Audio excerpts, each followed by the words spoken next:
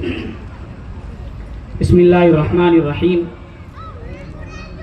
الحمد للہ رب العالمین والعاقبۃ للمتقین والصلاة والسلام علی محمد بن عبد اللہ الامین وعلی من تبعهم بإحسان إلى يوم الدین اما بعد قال اللہ تبارک وتعالی فی القرآن المجید والفرقان الحمید اعوذ باللہ من الشیطان الرجیم بسم اللہ الرحمن الرحیم والذین جاہدوا فینا لنہدینہم سبلنا وان اللہ لمع المحسنین صدق اللہ العظیم۔ اسٹیج پر جلوہ افروز جلگاؤں شہر کی وہ معزز و مکرم شخصیات، میری مراد ڈاکٹر عبدالکریم سالار صاحب، فاروق شیخ صاحب، ایاز علی صاحب اور سرزمین سپریم کالونی کے وہ تمام ائمہ کرام جنہوں نے اپنے مسلکی اختلافات کو، اپنے آپسی اختلافات کو پس پشت ڈال کر آج یہ فرقہ پرست حکومت کو یہ بتا دیا کہ جب بات دین کی آئیں گی، جب شریعت کی آئیں گی تو ہمارے اپنے آپسی اختلاف جو کچھ بھی ہے ہم سب بھول جائیں گے اور ہم دین کے اندر رکاوٹیں ڈالنے والوں کے سامنے سیسا پلائی ہوئی دیوار بن کر ایسا کھڑا ہوں گے کہ یہ فرقہ پرست طاقتیں اپنے تمام فیصلے لینے پر واپس لینے پر مجبور ہو جائے گی۔ میں انہیں بھی مبارکبادی دیتا ہوں۔ اسی طریقے سے سامنے بیٹھے ہوئے نوجوان، بزرگ اور تمام مساجد کے ذمہ داران، پردہ نشین میری مائیں اور بہنیں، السلام علیکم ورحمۃ اللہ وبرکاتہ۔ وعلیکم السلام۔ ایک شاعر کہتا ہے یار مقتل سے بہرحال گزرنا ہوگا، یار مقتل سے بہرحال گزرنا ہوگا، بچ گئے ہم تو کسی اور کو مرنا ہوگا۔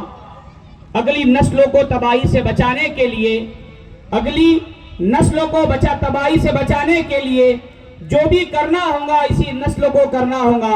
اور ٹال دینے سے کوئی مسئلہ حل نہیں ہوتا، ٹال دینے سے کوئی مسئلہ حل نہیں ہوتا۔ ایک نہ ایک دن تو کوئی فیصلہ کرنا ہوگا، ایک نہ ایک دن تو کوئی فیصلہ کرنا ہوگا۔ آج یہ امت مسلمہ، اس ملک کے مسلمان جس مرحلے پر کھڑے ہو کر آج ہم اپنا یہ تماشا دیکھ رہے ہیں، یقیناً ہم سب کے لیے جو یہ بڑی فکر کی بات ہے۔ مجھ سے پہلے جو ہے ایاز علی صاحب جنہوں نے جو ہے بہت اچھی بات کی، انہوں نے اس اپنی بات کے اندر ایک خاص ذکر کیا حضور مفتی صاحب کا کہ ان کے سامنے ایک فیصلہ آیا، ایک جو ہے نسب بندی کا قانون جو ہے اس وقت کی حکومت نے پاس کیا، تو حضرت نے بڑی استقامت کے ساتھ، باوجود کہ وہ پرانے جو ہے اپنی عمر کے اس دہلیز پر تھے کہ جب عام طور پر لوگ بستر پر اپنے گھروں پر آرام کرتے اور اس کو ترجیح دیتے، لیکن حضرت مفتی صاحب نے، حضور مفتی صاحب نے اس موقع پر اپنی دینی بیداری کا، اپنی ذمہ داری کا ثبوت دیتے ہوئے جو ہے ڈٹے رہے، حکومت کے سامنے جو ہے جھکے نہیں، اور ان کی آنکھوں میں آنکھیں ڈال کر یہ بات کہی کہ میں آپ کی حکومت گر جائے گی اور ہم جو ہے یہ فیصلہ واپس نہیں لیں گے۔ مجھے یاد آیا کہ الاستقامت فوق الکرامت، کہ جب آدمی کسی استقامت کے ساتھ کسی بات پر، دین کی بات پر جم جاتا ہے، اٹل ہو جاتا ہے، اپنے فیصلے کو پیچھے نہیں لیتا ہے، تو پھر اللہ کی مدد ہمارے ساتھ شامل حال ہوتی ہے۔ اسی طریقے سے آج امت مسلمہ کی ذمہ داری ہے کہ جب ایسے فیصلے، ایسے قانون جو شریعت کے خلاف ہو، جو دین کے اندر جو رخنہ اندازی ڈالنے والے، تو امت کی ذمہ داری ہے کہ ہم اپنے ایسے اکابرین کے نقش قدم پر چلتے ہوئے استقامت کا وہ مظاہرہ کریں جو انہوں نے کیا، تاکہ جیسے اس وقت کی حکومت نے جو ہے وہ فیصلہ لینے پر مجبور ہو گئے، ہمیں امید ہے اگر ہم اپنے بزرگان دین، اپنے اولیاء کرام اور ایسے مفتیان کرام کے نقش قدم پر چلتے ہوئے اور استقامت و فوق الکرامت کی مثال اگر ان لوگوں کے سامنے پیش کریں گے تو اللہ کی ذات سے امید ہے کہ یہ کالا قانون بھی انشاءاللہ ضرور واپس ہوگا، ہم اپنی آنکھوں سے دیکھیں گے انشاءاللہ۔ اسی طریقے سے فاروق شیخ صاحب نے بتایا کہ یہ لڑائی جو ہے سب سے پہلے ہم اپنے دل و دماغ سے نکال لیں۔ اپنے دل و دماغ میں جو خوف بیٹھا ہوا ہے، یا جو خوف جو ہے یہ حکومت ڈالنا چاہتی ہے، جو ڈرانا چاہتی ہے کہ یہ لڑائی ہندو مسلم کی ہے، اس سے ملک کے اندر فتنہ فساد ہوگا، لڑائی جھگڑا ہوگا۔ انہوں نے تفصیل سے بتائی کہ پارلیمنٹ میں چاہے راجیہ سبھا ہو، لوک سبھا ہو، دونوں جگہ پر ہمارے ساتھ ہمارے ہندو بھائی کھڑے ہیں. تو یہ بات یاد رکھے کہ یہ ہندو مسلم کی لڑائی نہیں ہے بلکہ یہ مسلمانوں کی اور حکومت کی لڑائی ہے. جیسے کہ ہمارے سکھ بھائیوں نے ایک قانونی دائرے میں رہ کر اور جو ہے سنویدھانی طریقے سے احتجاج کی شکل کو اختیار کرتے ہوئے جو ہے اس حکومت کے ساتھ لڑائی لڑی اور وہ تینوں قانون کو واپس لینے پر حکومت کو مجبور کیا. اسی طریقے سے اگر ہم روڈ پر آ کر اگر جو اس ملک کے قانون اور سنویدھان کے کا سہارا لے کر اگر ہم حکومت کو بتائیں گے کہ ہم جو ہے ہم بیدار ہو چکے، ہم اب تک جو ہے جب بات ہماری جان کی آئی تھی، جب بات ہماری مال کی آئی تھی، جب بات ہماری عزت کی آئی تھی، ہم نے جو برداشت کیا، لیکن جب بات دین کی آئے گی، جب بات شریعت کی آئے گی، جب بات نبی کی عزت و جلال کی آئے گی تو پھر ہم وہ ساری چیزیں برداشت نہیں کر سکتے. ہم جو ہے روڈ پر آ کر سنویدھان کے طریقے کے مطابق ہم وہ تمام کام کریں گے جو اس ملک کے قانون نے ایک مسلمان ہونے کے ناطے، اس ملک کے شہری ہونے کے ناطے اس ملک کے قانون نے ہمیں دیے. اور یہ بھی بات بتائے فاروق شیخ صاحب نے کہ ہمیں یہ نہ دیکھے کہ ہمیں کون بلا رہا ہے، ہمیں کون بلا رہا ہے، بلکہ یہ دیکھا جائے کہ ہمیں کس لیے بلایا جا رہا ہے. ہم اپنے آپسی اختلافات کو، ہم آپسی اپنے مسئلے کی ساری چیزوں کو چھوڑ کر جب بات شریعت کے لیے آواز دی جائے تو پھر ہمیں دیکھنا نہیں چاہیے کہ کون سے مسلک کے لوگ آواز دے رہے، کون سی تنظیم کے لوگ آواز دے رہے. اس لیے کہ کل قیامت کے دن یاد رکھو، یہ میرا اور آپ کا عقیدہ ہے، ہر مسلک کے ماننے والے کا عقیدہ ہے کہ کل قیامت کے دن اللہ کے سامنے کھڑے ہو کر ہمیں اپنی زندگی کے بارے میں، اپنے ان حالات کے بارے میں جواب دیں گے، پوچھا جائے گا. اللہ پوچھا جائے گا کہ تمہارے سامنے وقف کا کالا قانون پاس ہو رہا تھا، بتاؤ تم نے کیا کیا، تم نے اپنی ذمہ داری کا کیا احساس پیدا کیا. اس وقت ہم کیا جواب دیں گے؟ لا یکلف اللہ نفسا الا وسعہا. قرآن کہتا ہے کہ ہر انسان کو اللہ تعالیٰ نے اتنا مکلف بنایا ہے جتنی اس کی طاقت ہے. آج ہمارے پاس اللہ نے اتنی طاقت دی ہے کہ ہم روڈ پر آ کر ہم احتجاج کی شکل میں، ہم راستہ روکو آندولن کی شکل میں، جیل بھرو آندولن کی شکل میں، یا جتنی بھی طریقے، جتنی بھی رائٹس اس ملک کے قانون نے مسلمانوں کو دیے وہ تمام کام کریں گے. اور انشاءاللہ اللہ کی ذات سے امید ہے کہ اللہ تعالیٰ فیصلے دینے والے ہیں. یاد رکھیں ہمارے ذہنوں میں یہ بات آتی ہے کہ ان احتجاج سے، ان جلسوں سے، یہ ساری چیزوں سے کیا ہوگا. اس سے پہلے بھی قانون پاس ہوتے گئے، یہ ساری چیزیں آئی، شیطان دل و دماغ میں بات ڈال رہا ہے کہ کیا ہوگا کیا ہوگا کیا ہوگا. یاد رکھیں ہمارا عقیدہ ہے کہ ہر چیز اللہ کے اختیار میں ہے، ہر چیز اللہ کے اختیار میں. اللہ نے اس دنیا میں بطور اسباب کے ہمیں جو ہے اسباب اختیار کرنے کا مکلف بنایا ہے. ہاں، فیصلے اللہ کی ذات کی طرف سے آتے ہیں. اور یاد رکھو ہر لڑائی لڑی جاتی ہے وہ اس بات کے لیے نہیں کہ پہلے سے نتیجہ منتخب کر لے کہ ہم ہاریں گے یا جیتیں گے. ہاں، کہنے والے نے کہا ہے کہ لڑائی لڑنے سے پہلے یہ نہیں دیکھنا چاہیے کہ ہم ہاریں گے یا جیتے، بلکہ کچھ لڑائیاں ایسی ہوتی ہے وہ اس بات کے لیے لڑی جاتی ہے تاکہ ظالم کو یہ بات دکھایا جا سکے، ان لوگوں کو یہ بات دکھائی جا سکے جن کو آج اپنی طاقت کا نشہ ہے، جن کو آج اپنی حکومت کا نشہ ہے، جن کو آج اپنی اکثریت کا نشہ ہے. ان کے سامنے اس امید کے ساتھ لڑایا جا سکے، ان کو دکھایا جا سکے کہ تم سے لڑنے والا بھی کوئی ہے.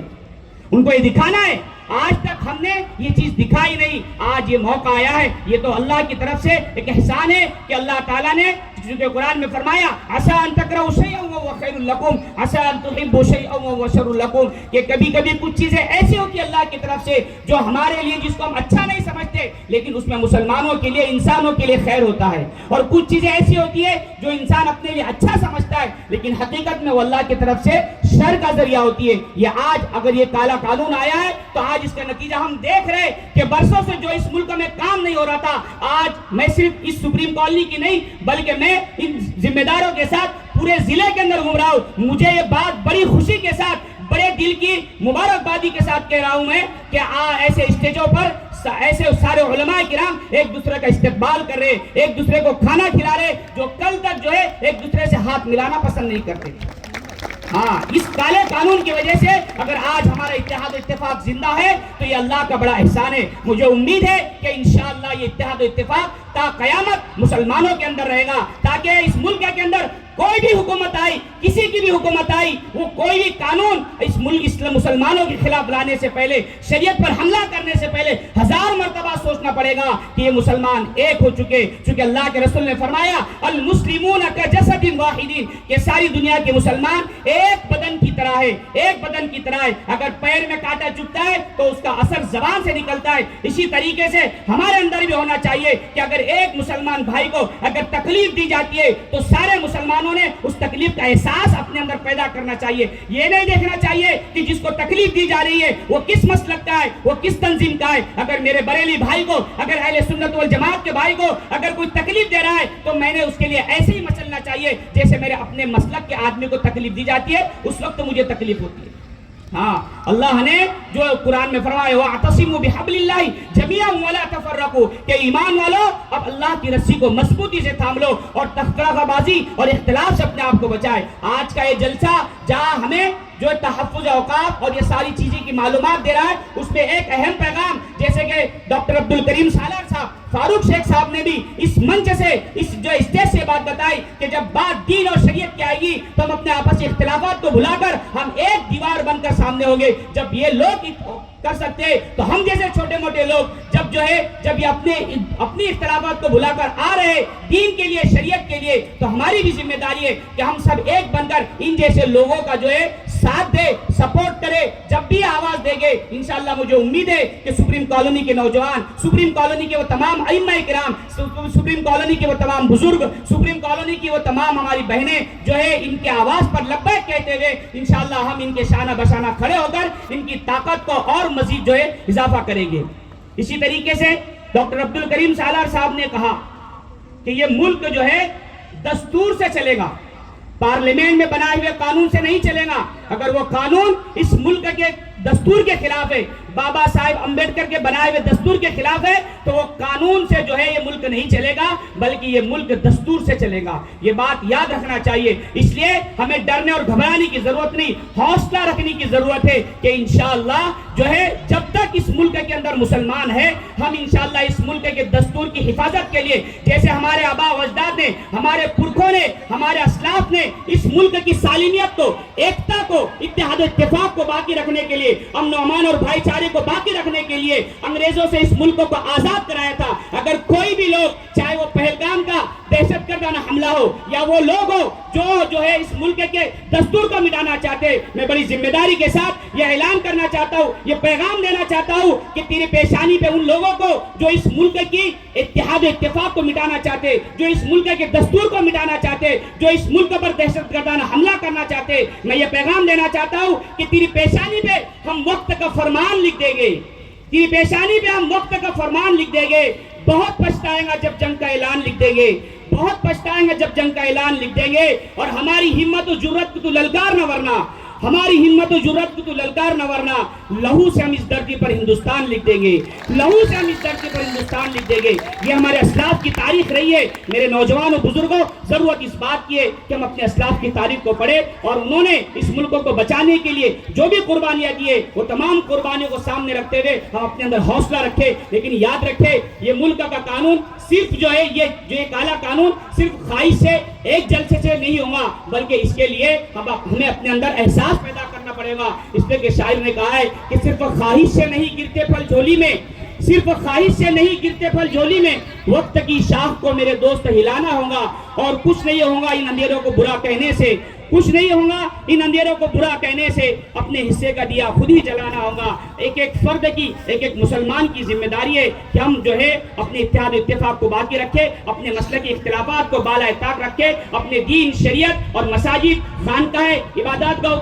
گاہوں کو بچانے کے لیے آگے اللہ سے دعا کرے کہ اللہ تعالیٰ آج کے اس جلسے کو قبول فرمائے۔ جن لوگوں نے اس کے لیے محنت کی، اللہ تعالیٰ ان کے تمام کی محنت کو قبول فرمائے۔ وآخر دعوانا الحمدللہ رب العالمین۔